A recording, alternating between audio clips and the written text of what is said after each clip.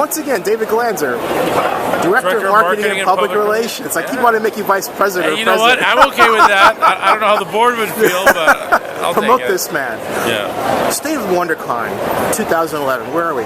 Pretty amazing. I mean, we're in the middle of the day on Saturday, and yesterday's numbers were so big that we actually had to close our 3-day registration. Wow. And then we were tracking, because we sell tickets online as well.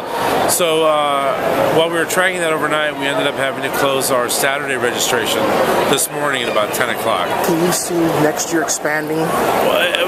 Quite possibly. I mean, anything can happen tomorrow. If there's a torrential downpour and nobody comes, it's possible our numbers could be flat. But if we continue to trend the way we are now, we should have a lot more people than we had last year. And last year we had nearly 40,000. That was a record, right? It was. So we'll see what happens at the end of this. One of the great things about Moscone is it does allow us the ability to expand if we need to. So I have my fingers crossed that it'll all work out. Is it because there's so many superhero movies? Because I've talked to 5 different people, comic book artists, who are talking about movie and television deals, which I think is exciting. I think that's probably an aspect of it, but I mean, we also have Neil Gaiman here. I mean, Neil Gaiman is a rock star, and when he finally confirmed for his panel, we saw tickets skyrocket. Right. We have Seth here, we have Hope Larson, Carlos P. McNeil. We have some really good guests. So I think the combination of the movie stuff, combination of the comics, the toys. We have every major comics publisher on the floor here. We have gaming companies. Yesterday. Yeah. So I think it's really a combination. And, this ticket snafu issue with Comic-Con, give my viewers an issue of where that is right now. Well, what ended up happening was when we first tried to sell tickets late last year, the system crashed. It literally just melted. We tried to do it one more time, and we had a similar problem. It was a different issue, but the same result was we couldn't sell any tickets. We ended up employing a company that used a cloud-type system that allowed servers to multiply as demand increased.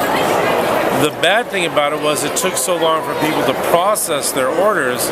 If there was a positive out of that, we were able to sell those tickets. So we ended up selling out. In the past, it taken us, a month or a few months for all the different days. This year it took 1 day. Wow. So we were, there were at least 126,000 people who were able to get tickets to the show. The problem is it took some people an incredibly long time. Does that mean that we're going to see record attendance for San Diego this year? Well, it depends upon what happens. It's hard to say, but we limited it to about 126,000. But there's going to be cancellations, things of that nature. Some more tickets will end up going up online. But we've also expanded our footprint a bit to use some of the area hotels. Right. We're going to judge to see if we can actually make some more tickets available in addition to the cancellations. We don't know yet. If it is, it won't be very many, but we'll be gauging in the next few months. I'm curious, has anyone done a calculation of the people who come who don't have tickets?